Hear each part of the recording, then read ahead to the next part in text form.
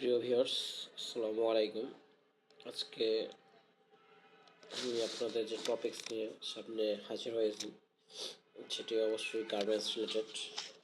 তো garments related বিভিন্ন topics থাকে যেগুলো গার্মেন্টস কাজ করতে আমাদের প্রয়োজন হয়। তো আজকে আপনাদের সামনে হাজির হয়েছি যে টপিকস নিয়ে, সেটা হচ্ছে ফেব্রিক টেস্টিং ল্যাবরেটরি।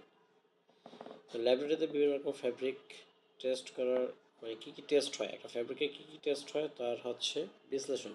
তো আমি হচ্ছে ফার্স্ট যে টেস্টের নাম বলবো সেটা হচ্ছে colour fastness two wash. Colour fastness two wash. Second যে ওয়াশ হচ্ছে সেটা হচ্ছে কালার ফাস্টনেস টু ওয়াটার। তারপর হচ্ছে কালার ফাস্টনেস টু প্রেসপিরেশন। তারপর হচ্ছে কালার ফাস্টনেস টু সেলিভা। তারপর হচ্ছে কালার ফাস্টনেস টু রাবিং। তারপর হচ্ছে ক্রস স্টেইনিং। তারপর হচ্ছে pilling test, phenolic yellowing test. তারপর হচ্ছে পিএইচ টেস্ট, যেটা আমরা বলি পাওয়ার অফ হাইড্রোজেন অথবা পটেনশিয়াল অফ হাইড্রোজেন।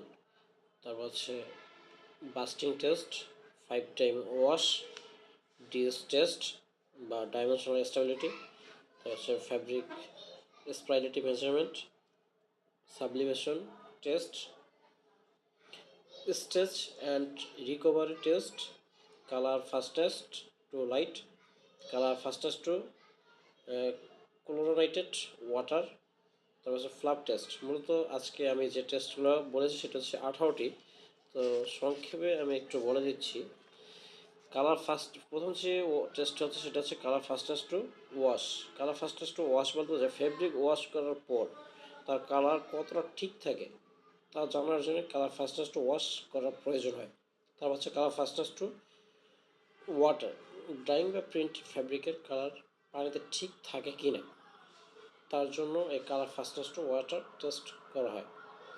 তারপর হচ্ছে কালার ফাস্টেস্ট টু ট্রান্সপিরেশন। আমরা বিভিন্ন ধরনের পোশাক পরিধান করে থাকি, ঘামের ফলে কালার ঠিক থাকে কি না তা জানার জন্যই মূলত আমরা কালার ফাস্টেস্ট টু ট্রান্সপিরেশন টেস্টটা করে থাকি। এটি মূলত দুটি উপায় করা যায়। একটা হচ্ছে অ্যাসিড মিডিয়াম, দ্বিতীয় হচ্ছে অ্যালকালি মিডিয়াম। তারপর হচ্ছে কালার ফাস্টেস্ট টু সেলিভা। সেলিভা বলতে যেটি বোঝায় সেটি হচ্ছে এই টেস্ট মূলত কিডস আইটেম করা হয়। কালার ফাস্টেস্ট টু সেলিব্রেট মূলত কিডস আইটেমে করা হয় এবং এটি কিডস আইটেম করা বাধ্যতামূলক। বাচ্চাদের লালা, মূলত এখানে কালার ফাস্টেস্ট টু সেলিবা বলতে বোঝানো হচ্ছে লালা। বাচ্চাদের লালা ফ্যাব্রিকের কালার নষ্ট করে কিনা তা টেস্ট করা হয়। এটার মধ্যে টেস্ট করে জানা যায়। তারপর হচ্ছে colour fastest to rubbing. Rubbing বলতে ঘর্ষণ।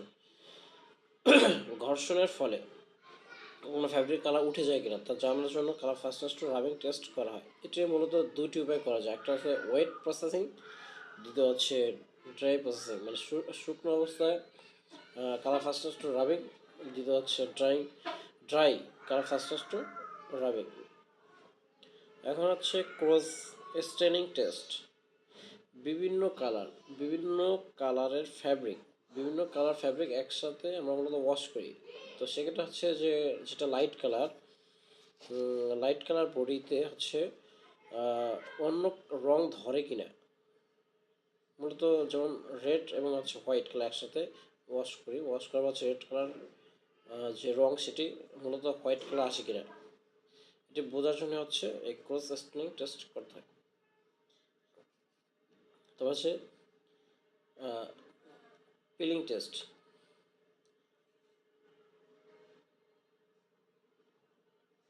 পিলিং টেস্ট বলতে বোঝানো হচ্ছে এটি ঘর্ষণ বা ফ্যাব্রিকের সাথে কোনো মেটাল এর ঘর্ষণ হয় কিনা, মানে ফ্যাব্রিকের সাথে ফ্যাব্রিক অথবা ফ্যাব্রিকের সাথে মেটাল ওয়াশ করার সময় কোনো ঘর্ষণ আর ফ্যাব্রিক ছিঁড়ে যায় কিনা তা জানার জন্য পিলিং টেস্ট করতে হয়। তাছাড়া ফ্যানোলিক ইউলিং টেস্ট। দেখা যাচ্ছে দীর্ঘদিনের হোয়াইট ফ্যাব্রিক অথবা দীর্ঘদিন ফ্যাব্রিক ওয়্যার হাউসে রাখার ফলে কোনো ফ্যাব্রিক ইউলিং টাইপ চলে আসে কিনা ফ্যাব্রিকে, বিশেষ করে হোয়াইট কালার বা লাইট কালার ফ্যাব্রিকে দীর্ঘদিন রাখার পর 15 দিন, 1 মাস, 2 মাস রাখার অনেক সময় ওয়্যার হাউসে রাখা হয়।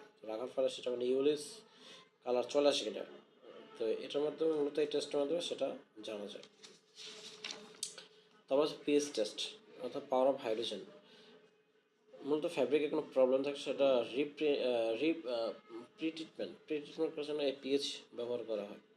তারপর হচ্ছে বার্নিং টেস্ট, ফ্যাব্রিকের গার্মেন্টস কতটুকু প্রেশার ছিঁড়ে যায়, বাস্টিং টেস্ট ফ্যাব্রিক্স বা গার্মেন্টস কতটুকু প্রেশার ছিঁড়ে যায় তা জানার জন্য এই বাস্টিং টেস্ট করা হয়। তারপর 5 টাইম ওয়াশ, 5বার নর্মাল ওয়াশ করার পরে গার্মেন্টসের রং ঠিক থাকে কিনা তা জানার জন্য এই 5 টাইম ওয়াশ করতে হয়।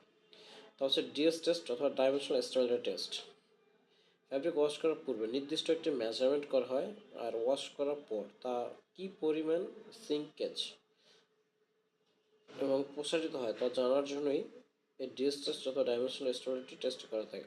তা হচ্ছে fabric spiral measurement, garments wash করার পর ডাইমেনশনাল পরিমাপ করা হয় এবং ওয়াশের পর ইয়ার সেলাই বরাবর কিছু বেঁকে যায় কিনা বা পাক খায় যায়, ঘুরে যায় কিনা, যেটা টুইস্টিং বলা থাকে, এটার মাধ্যমে সেটি জানা যায়। তাহলে সাবলিমেশন টেস্ট বলতে গার্মেন্টসে কেয়ার লেবেল লাগানোর পরে কেয়ার লেবেল রং উঠে যায় কিনা, লেটার উঠে যায় কিনা তা জানার জন্য সাবলিমেশন টেস্ট করা থাকে। সাবলিমেশন টেস্ট তিনভাবে করা যায়, দুইভাবে করা যায়, সেটা হচ্ছে তিনভাবে করা যায়, ড্রাই, ড্যাম্প, ওয়েট। তো হচ্ছে স্টিচ অ্যান্ড রিকভারি টেস্ট, আমাদের অনেক আরামদায়ক পোশাক আছে যা সে সকল পোশাক টান দিলে অনেক প্রসারিত হয় এবং ছেড়ে দিলে পূর্বের স্থানে ফিরে যায়। কী পরিমাণ প্রসারিত হয় এবং কী পরিমাণ পূর্বের স্থানে ফিরে আসে তা জানার জন্য মূলত স্টিচ অ্যান্ড রিকভারি টেস্ট করা হয়। কালার ফাস্টেস্ট টু লাইট, আমরা সূর্যের নিচে পোশাক পরে যখন চলাফেরা করি তখন আমাদের কাদের কালার নষ্ট হয়ে যায়। তো সূর্যের আলোতে কী পরিমাণ কালার নষ্ট হয়ে যায় তা জানার জন্য কালার ফাস্টনেস টু লাইট এই টেস্টটি করা হয়ে থাকে।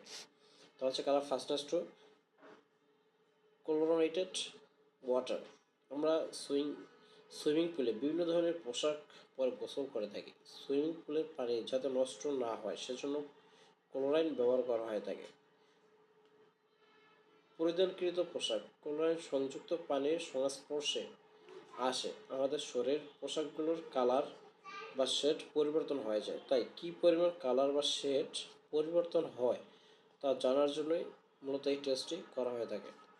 তবে শেষ যে টেস্ট নেবো সেটা ফ্লাপ টেস্ট, শীতকালীন পোশাক পরিধান করার সময় ভেতরে আঁশ বা লোমযুক্ত কিছু ফ্যাব্রিক বা কাপ পোশাক থাকে, অন্য একটি পোশাকের কতটুকু পরিমাণ উঠে যায়, এই লোম কতটুকু উঠে যায় তা মূলত এই ফ্লাপ টেস্টের মধ্যে উঠে যাবে। লোম থাকে যেগুলো যে পোশাকের লোম থাকে সে লোম মানে ওই পোশাক শরীরে পরিধান করার পর কতটুকু শরীরে বা অন্য পোশাকে সে লোমগুলো উঠে আসে বা উঠে যায় তা মূলত এই ফ্লাপ টেস্টের মাধ্যমে আমরা জানতে পারি। তো আজকে ধন্যবাদ। ফ্যাব্রিক টেস্ট যেগুলো বলেছি তা আশা করি কোনো সমস্যা হলে অবশ্যই কমেন্টস করবেন। যদি আপনাদের কোনো সাড়া পায় সেক্ষেত্রে দ্বিতীয়বার অন্য কোনো টপিকস নিয়ে গার্মেন্টসের আলাপ আলোচনা করবো। তো আজকে এ পর্যন্ত, ধন্যবাদ, আসসালামু আলাইকুম।